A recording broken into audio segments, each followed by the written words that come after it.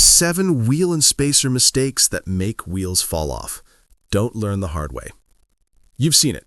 The car cruising down the freeway and the wheel passes it. That isn't bad luck. That's 7 avoidable mistakes. If you run spacers or aftermarket wheels or you're thinking about it, watch closely.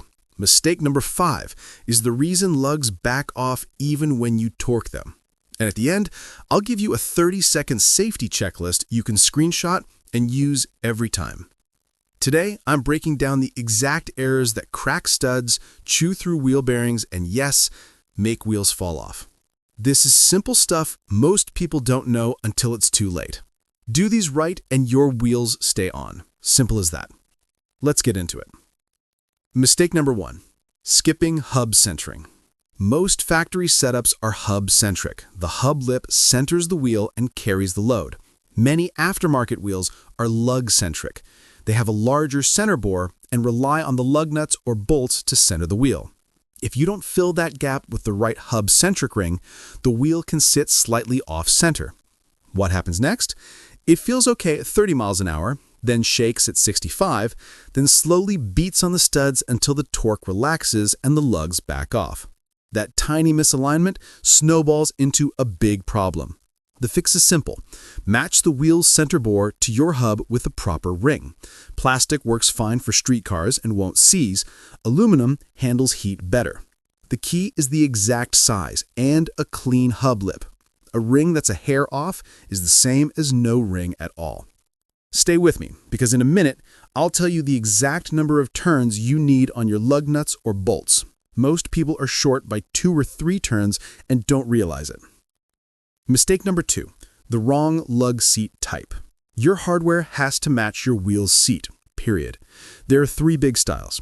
Conical seats, the common 60-degree taper, used by most aftermarket wheels.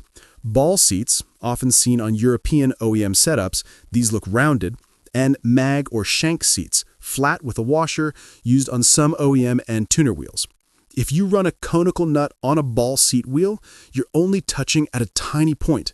It will click at the torque wrench and still work loose as you drive. Same story if you put ball seat bolts into conical seats. Wrong contact area, lost clamping force, loose wheels. Match the seat to the wheel, full stop. And no, stacking a random washer under a lug doesn't make it fit. It makes it fail. Mistake number 3, not enough thread engagement. The classic 2 turns short problem. Spacers eat up thread length. Your wheel is still there, but your hardware isn't grabbing enough threads to hold it safely. Here's the simple rule.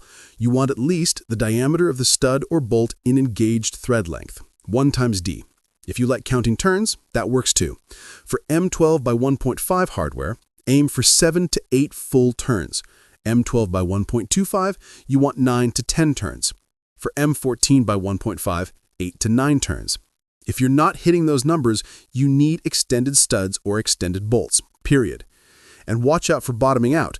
Closed-end lugs can hit the tip of an overlong stud and fake you out. You feel torque, but you're just pressing metal on metal inside the cap, not clamping the wheel.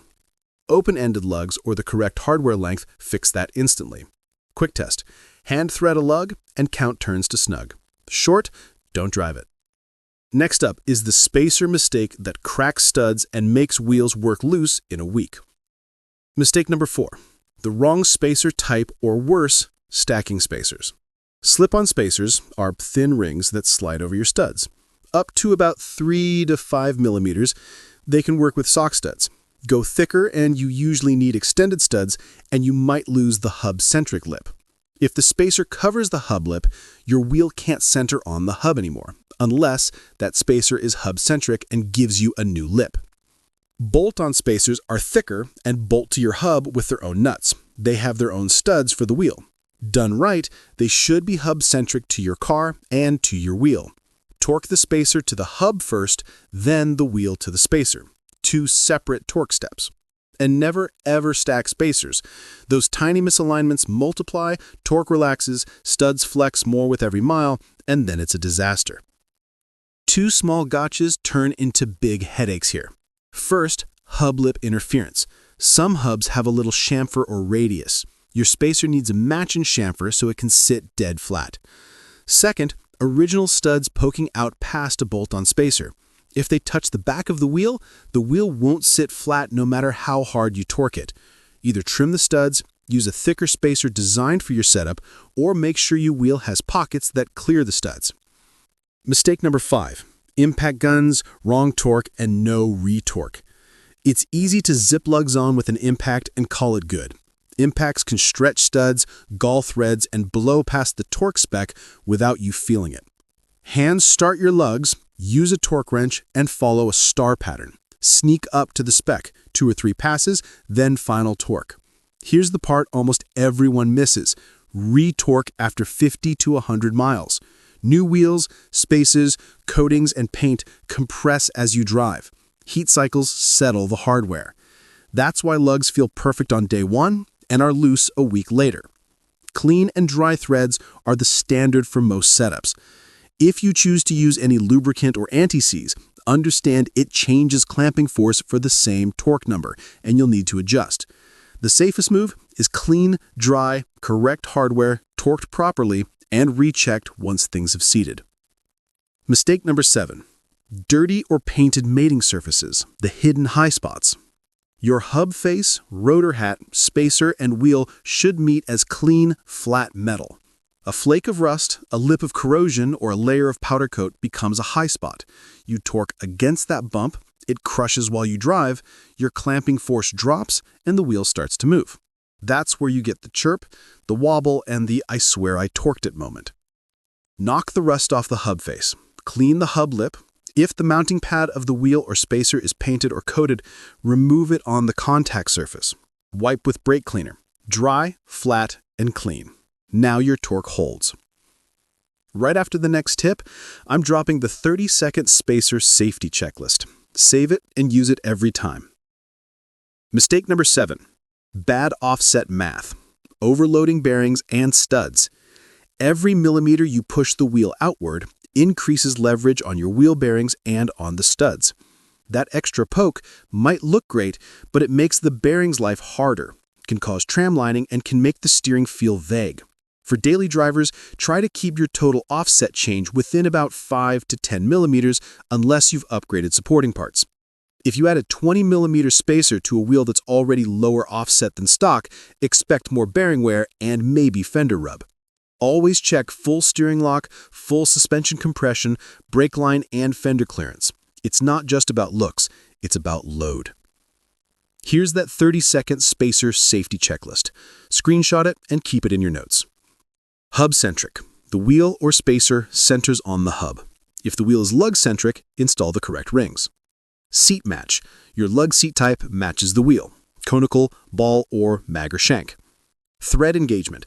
At least 1 times the diameter of the stud or bolt. Count full turns. M12 by 1.5 needs 7 to 8. M12 by 1.25 needs 9 to 10. For M14 by 1.5, 8 to 9 turns. Spacer choice. Slip on only if you keep hub-centric and have enough stud length. Otherwise, use proper hub-centric bolt-ons. Never stack spacers, ever. Mating surfaces, clean, bare metal, flat, no rust, no paint, no crud. Torque, hand start lugs, star pattern, torque wrench to spec, retorque after 50 to 100 miles. Clearance, make sure studs don't hit a back of the wheel, the spacer seats flat against the hub, and nothing rubs at full lock or compression. Do these right, and your wheels stay on. No drama, no roadside scares, no "my wheel passed me on the highway" stories.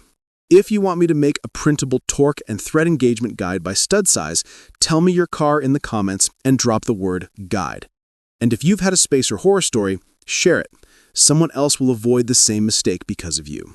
Drive safe, torque smart, and I'll see you in the next one.